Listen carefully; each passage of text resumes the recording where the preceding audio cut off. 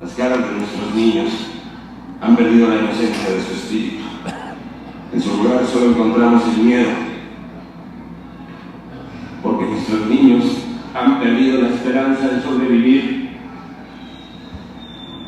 Los escépticos dicen, si Dios existiera no habría guerras. Y yo les contesto, si los hombres obedecieran las leyes de Dios, entonces no habría guerras. Porque Dios nuestro Señor le ha dado al hombre el privilegio y el derecho de vivir en la gracia, o por el contrario, de provocar la desgracia. Y les aseguro, hermanos, que cuando se vive en la gracia de Dios, no existe la guerra. Sin embargo, aquellos que ignoran su propia naturaleza divina buscan solo satisfacerse despojando, humillando y asesinando a sus semejantes. Hermanos, es el momento de que alcemos nuestra voz contra ellos, de que defendamos nuestro principio de vivir y que opongamos nuestra fuerza a la fuerza de la muerte.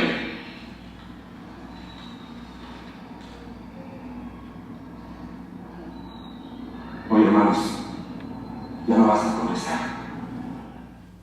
Captain broke law. By loving someone, sacrifice your life for truth, persecute no man. Are these not the teachings of Buddha? I am king, and I say enough!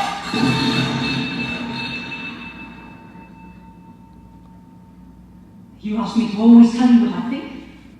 What you think, and what you do, and how, and when you do them, are not the same thing.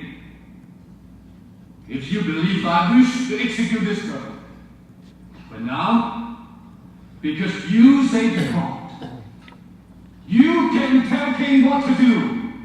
I cannot intervene as I have planned. Intervene? After their torture? Yes! But you, a woman, and a follower, have made us in King at your command. You have made me appear weak and impossible for me to step in and not lose space. But you are the king. And to remain such, I cannot undermine the ability to command loyalty, which I must have to keep country secure. You have the power to lead your... Now is not the time to change the way that things are done. Well, if not now, then when? How many more people must die so that you might save face? The question isn't, why should we work in the NSA? The question is, why should we? Why should we work for the NSA? It's a tough one. But I'll take a shot. Say I'm working at the NSA and somebody puts a code on my desk, something no one else can break. Maybe I take a shot at it, maybe I break it. I'm real happy with myself because I did my job well. But maybe that code was the location of some rebel army in North Africa or the Middle East, and once they have that location, they bomb the village where the rebels are hiding. 1,500 people that I never met never had no problem to get killed. Now the politicians are saying, oh, send in the Marines to secure the area because they don't give a shit. It won't be their kid over there getting shot, just like it wasn't them when their number got called because they were off on a tour of the National Guard. There'll be some kid from South over there taking shrapnel in the ass. He comes back to find that the plan used to work at got exported to the country he just got back from, and the guy who put the shrapnel in his ass got his old job because he'll work for 15 cents a day and no bathroom breaks. Meanwhile, they realized the only reason he was over there in the first place was so that we could install a government that would sell us oil at a good price. And of course, the oil companies use a little skirmish over there to scare up domestic oil prices. It's a cute little ancillary benefit for them, but it ain't helping my buddy at $2.50 a gallon.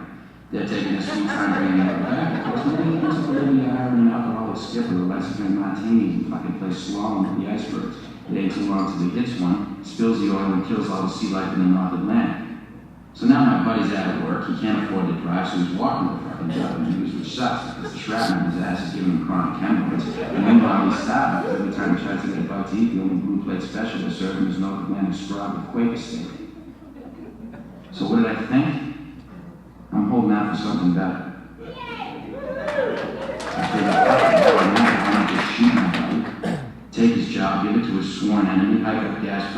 farmer, village club, baby seal, hit the hash pipe, and join the National Guard.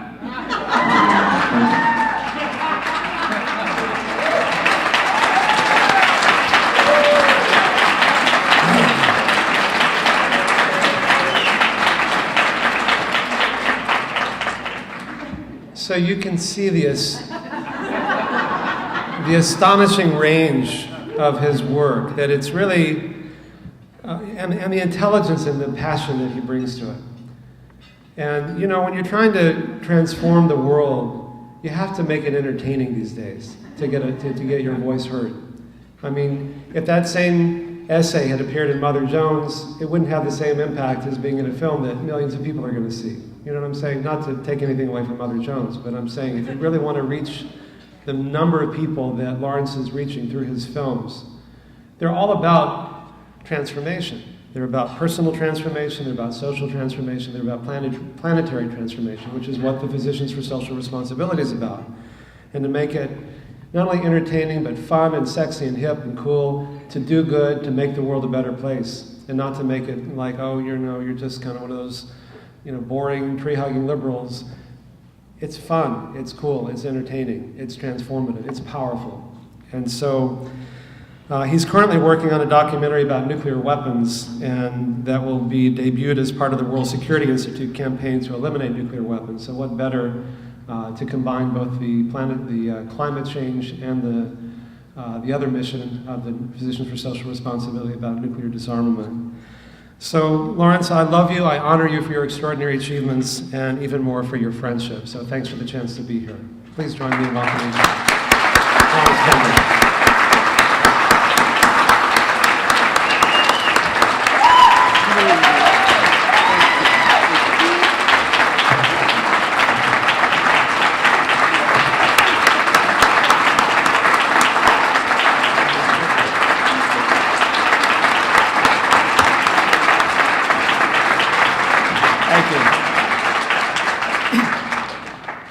Thank you very much. I love this man. I've known him a long time, but I never knew, you should be a writer. It's usually the opposite. Usually people say, oh, I'm a screenwriter, I have a script, but in this case, you really are a writer, Dean, and thank you. That was wonderful, wonderfully said, and thank you from my heart. And Julie Thompson, thank you so much for putting that together. You did a wonderful job. I really appreciate it. You made me look good. Thank you. It just makes me, of course, all these movies are in my past. And it makes, when you watch it, you really start flashing back to many memories, and I won't bore you with a lot of them, but just watching those clips from Inconvenient Truth really remind me of what an honor it was to work with Al Gore.